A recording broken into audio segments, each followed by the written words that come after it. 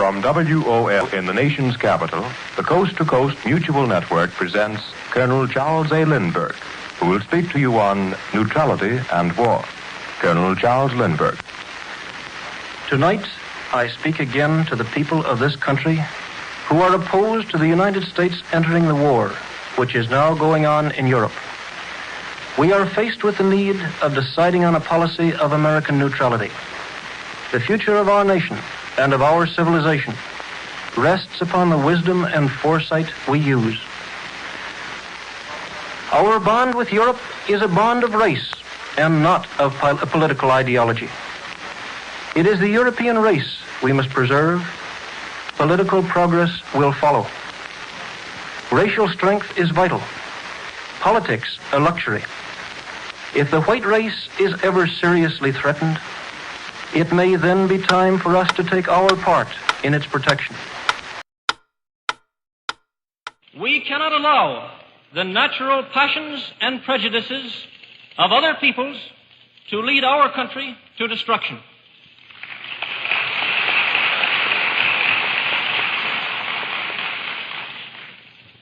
The Roosevelt administration is the third powerful group which has been carrying this country toward war.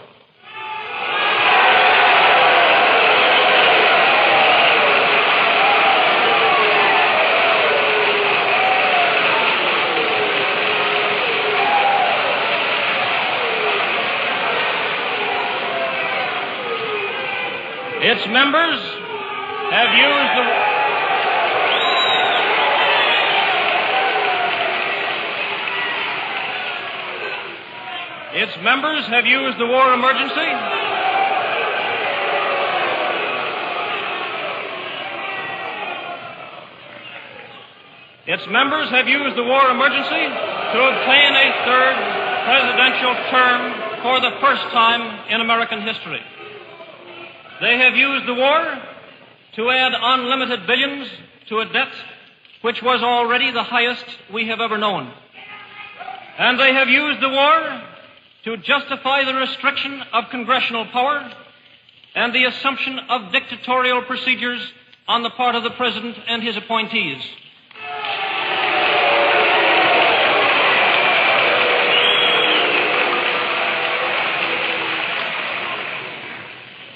The power of the Roosevelt administration depends upon the maintenance of a wartime emergency.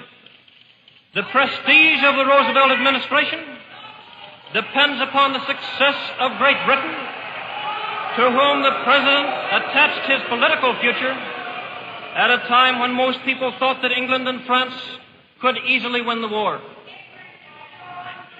The danger of the Roosevelt administration lies in its subterfuge. While its members have promised us peace, they have led us to war, heedless of the platform upon which they were elected.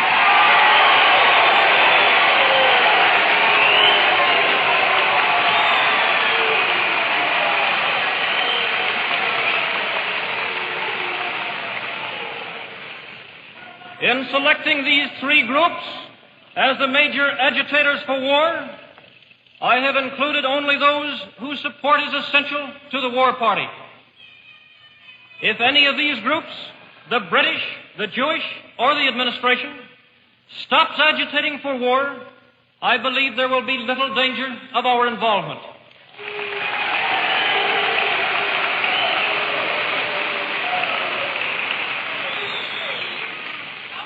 I do not believe that any two of them are powerful enough to carry this country to war without the support of the third.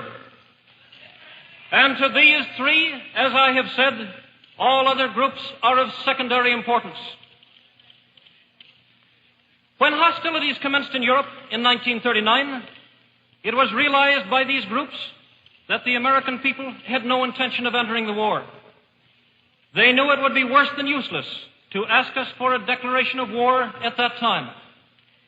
But they believed that this country could be enticed into the war in very much the same way that it was enticed into the last one.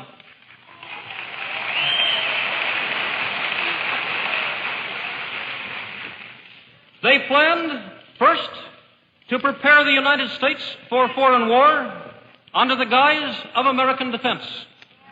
Second, to involve us in the war step by step without our realization.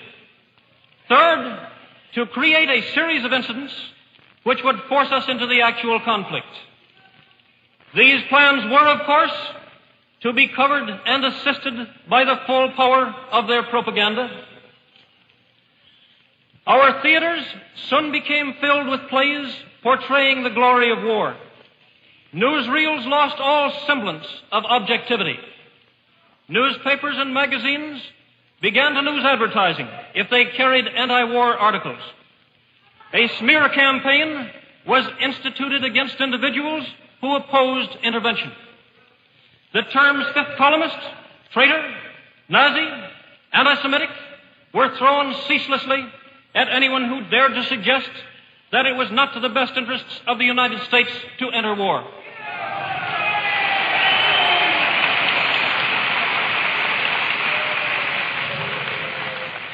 Men lost their jobs if they were frankly anti-war.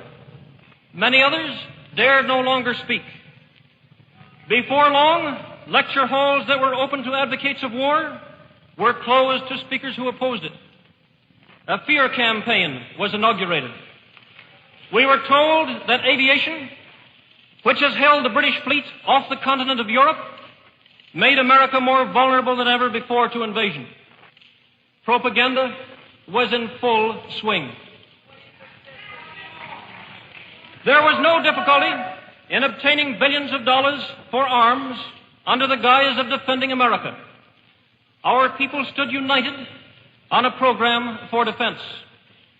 Congress passed appropriation after appropriation for guns and planes and battleships with the approval of the overwhelming majority of our citizens. That a large portion of these appropriations was to be used to build arms for Europe, we did not learn until later. That was another step. To use a specific example, in 1939, we were told that we should increase our Air Corps to a total of 5,000 planes. Congress passed the necessary legislation. A few months later, the administration told us that the United States should have at least 50,000 planes for our national safety. But almost as soon, almost as fast as fighting planes were turned out from our factories, they were sent abroad, although our own Air Corps was in the utmost need of new equipment. So that today, 2 years after the start of war, the American Army has only a few hundred thoroughly modern bombers and fighters.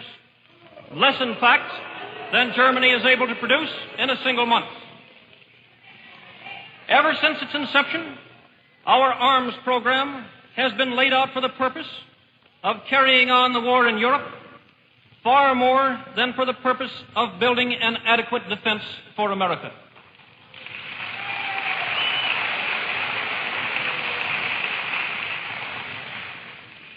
Only one thing holds this country from war today. That is the rising opposition of the American people. Our system of democracy.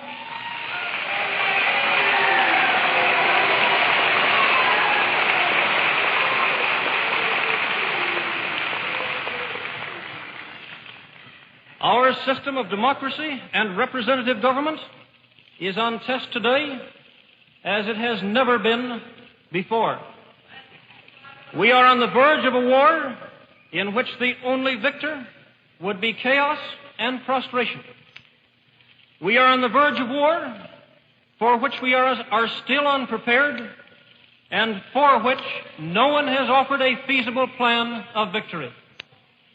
A war which cannot be won without sending our soldiers across an ocean to fight and to force a landing on a hostile coast against armies stronger than our own.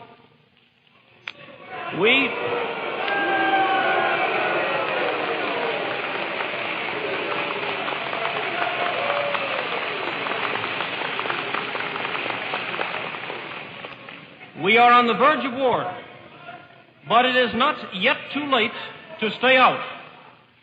It is not yet too late to show that no amount of money or propaganda or patronage can force a free and independent people into war against its will.